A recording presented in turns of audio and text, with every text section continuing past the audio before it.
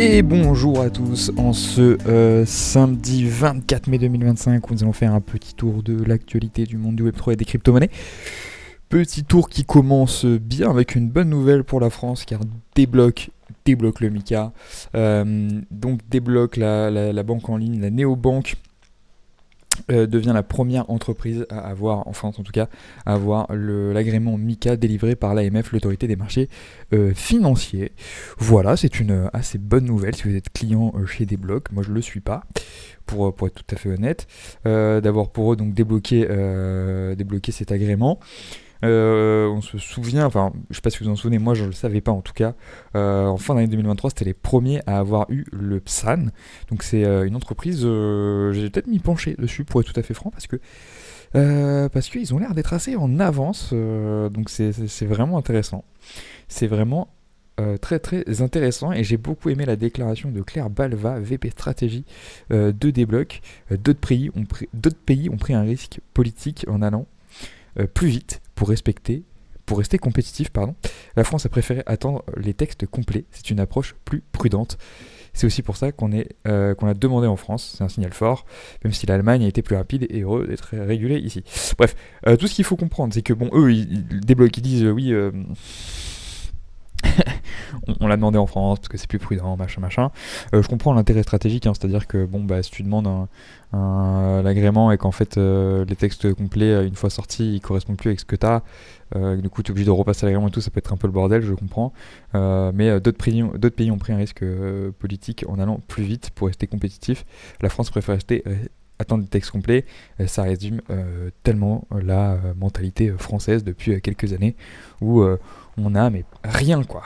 Vraiment, franchement c'est terrible. On a l'impression qu'on est, je sais pas où on est, mais on veut pas on veut pas prendre de risques. La France ne veut pas qu'on entreprenne, tout simplement. Et encore une fois, voilà, ils voulaient pas délivrer tant qu'ils n'avaient pas été complets. Bon, soit. Est-ce qu'il y a des entreprises qui ont l'agrément et qui ont eu un problème après? Je ne sais pas. Mais bon. C'est cool quand même pour notre petite entreprise française Débloque.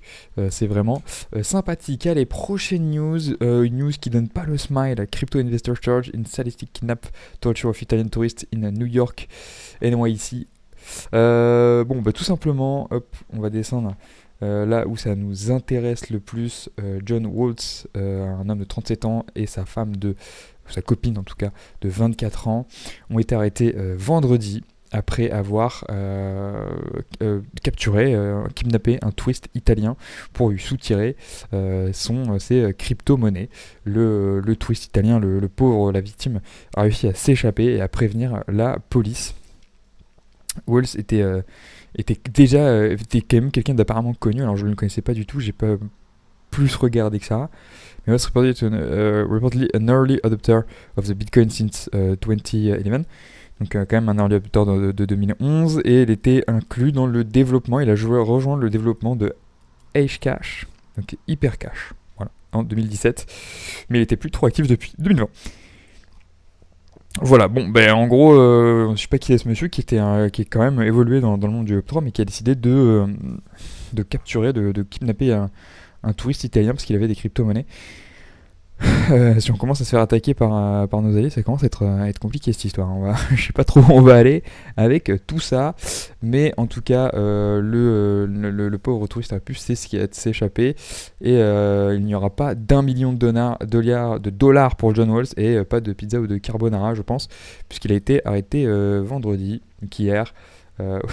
C'était le Bitcoin Pizza Day. Non, c'était jeudi le Bitcoin Pizza Day. Donc il a peut-être demandé aussi aux touristes italiens du faire une pizza, je ne sais pas.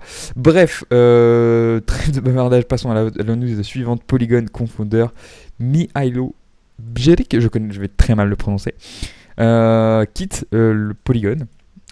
Voilà, donc c'était un des 4 fondateurs de Polygon qui se retire du projet. C'est le troisième. Alors je vois qu'elle est tombée hier, la news n'est pas aujourd'hui. Oh là là, je suis en retard.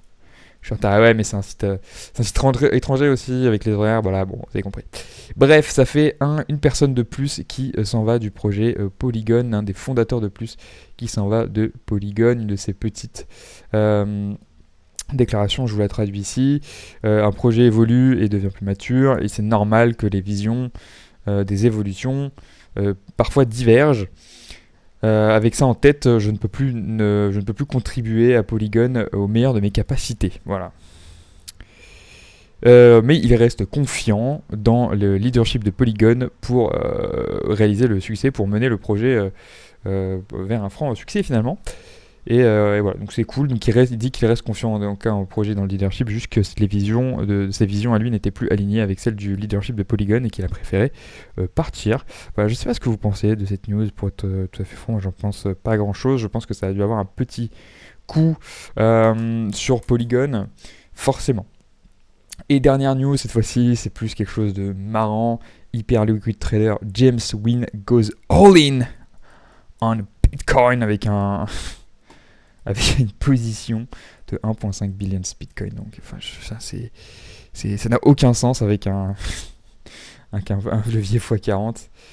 Bon, il a déjà pris un 20 million dollar hit following Trump tariff lock. Bon, je pense que lui, il doit pas beaucoup apprécier notre ami Trump. Donc alors attention, hein, pour le petit, si vous n'avez pas bien compris, en gros on a un trader d'hyper liquide, James Wynn, qui a fait à peu près une position de 1,25 billion, donc milliards de dollars de Bitcoin sur une position longue avec un levier de x40. Voilà. Et que juste après avoir pris cette petite position, il a déjà encaissé une perte de 29 millions. Alors, je pense pas que ce soit une vraie perte de 29 millions. Je pense que c'est juste que pour l'instant, sa position est déficitaire de 29 millions depuis les annonces de Trump. Je vais pas vous mentir, je n'ai pas connaissance de cette news avant aujourd'hui, mais j'ai fait exactement la même chose. Bon, sauf que au lieu de mettre une position longue de 1,25 milliard, j'ai pris une position de 50 euros. Donc on est quand même $50. Donc ça va, mais j'étais bien, et là j'ai 11 $. Bon, lui c'est 29 millions. Et j'ai pris un effet x10 et lui x40. Bref, je comprends ce monsieur à hauteur de 0,0000001%, mais je le comprends. Je comprends son situation actuellement, en tout cas un tout petit peu. Mais ok, bah c'est sympa. Et je sais pas si vous connaissez des gens qui ont ce genre de position, parce que moi perso dans mon entourage personne fait ça. Hein. Personne n'a fait des effets de x40 avec des milliards. Hein. Vous avez parce que moi j'ai pas. Hein. Moi je connais pas. Hein. Moi j'ai l'impression que non. Hein. En tout cas, je sais pas sur sa position. J'ai l'impression. J'ai pas trop regardé, mais je sais pas sur sa position s'il y a des frais. S'il y a des frais de taker maker, j'ai l'impression. Hein. Feed taker maker. Et j'ai l'impression qu'il y a des frais. Et donc je sais pas sur quelle plateforme il a fait ça. Je sais pas du tout sur quelle plateforme il a fait ça, mais en tout cas la plateforme va se mettre très très bien, je pense. Voilà, c'était tout pour le petit tour d'actualité du monde du Web3 et des cryptos. C'était un truc un peu plus fun, à part cette petite news sur notre touriste italien qui s'est fait enlever. J'espère qu'il va bien. En tout cas, il n'est plus entre les mains de ses ravisseurs, et ça c'est une très bonne nouvelle. Je vous invite à vous abonner à ma chaîne YouTube évidemment, à me suivre sur X et à me suivre sur Twitter. Je vous les remets juste ici si jamais vous en avez besoin. Voilà mon profil sur X plutôt, et mon profil Twitch. Tac. Si je regarde ça, où je vais streamer, je stream des fois de la musique et du Counter-Strike notamment, ou des fois du développement du code que je fais, voilà. Je pense dans longtemps sortir une petite vidéo sur le Bitcoin pour revenir aux fondamentaux, si jamais vous avez besoin de présenter ça, si vous avez besoin pour faire une petite révision, ou si vous avez besoin de présenter ça à des gens qui ne connaîtraient pas le Bitcoin. C'est le bon moment, je pense, pour investir. Alors ça peut être une bonne chose. Voilà, je vous souhaite à tous une très bonne journée, une très bonne soirée surtout, et je vous dis à demain dimanche pour un petit tour de l'actualité du Web3 et des cryptos. Ciao, à plus.